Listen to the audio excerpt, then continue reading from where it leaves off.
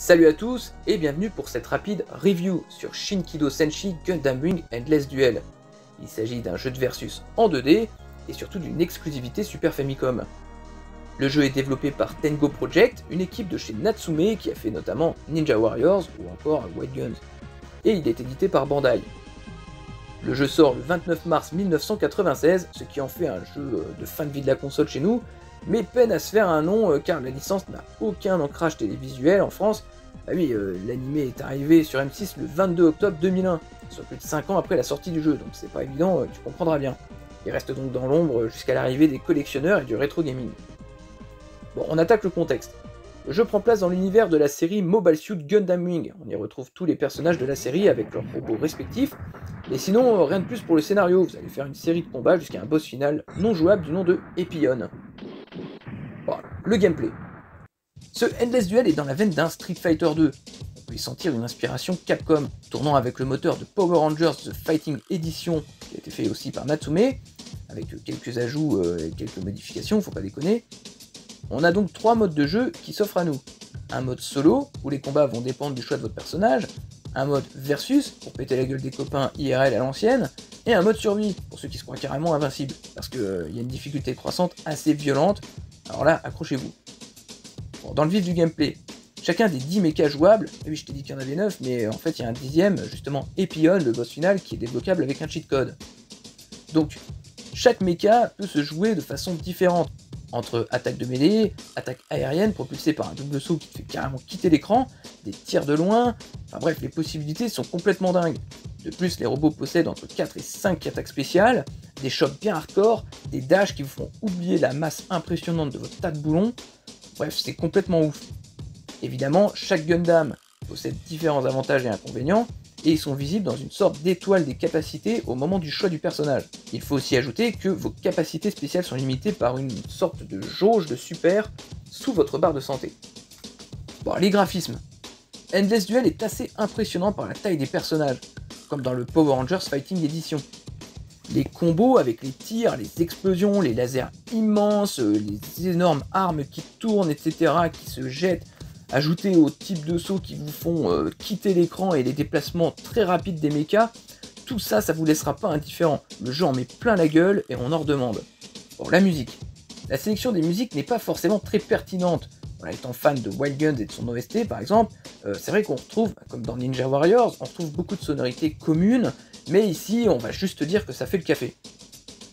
Ce qui claque bien par contre, ce sont les bruitages.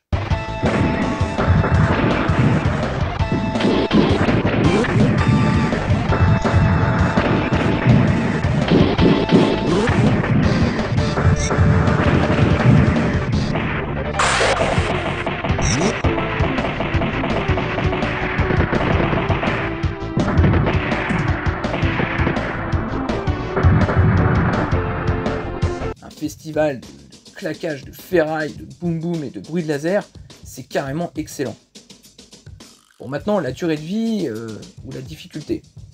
Il y a 2 façons de voir la durée de vie du titre.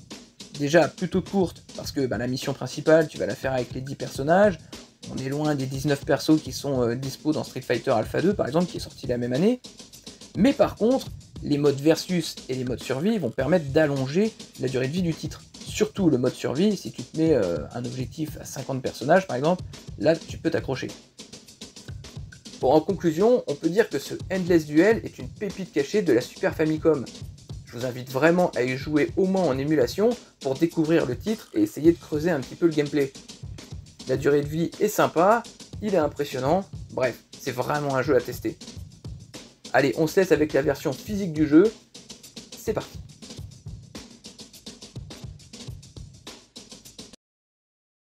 Et allez, on se retrouve avec la version physique de ce Gundam Wing Endless Duel. Regarde un petit peu cette boîte magnifique, ce dessin splendide. Voilà, donc là c'est vraiment le dessin comme dans l'animé, hein, tu vois, c'est vraiment magnifique. La boîte est magnifique, j'ai la chance d'avoir en plus, on va dire, un état qui est plutôt correct pour le jeu. Pour moi c'est vraiment un état sublime, mais bon voilà, chacun ira de son petit commentaire. On a à l'arrière du jeu quelque chose qui est assez sobre. C'est vrai que là c'est un peu décevant Même les screenshots sont pas très parlants de ce qui se passe à l'écran en réalité. Hop, donc ici voilà.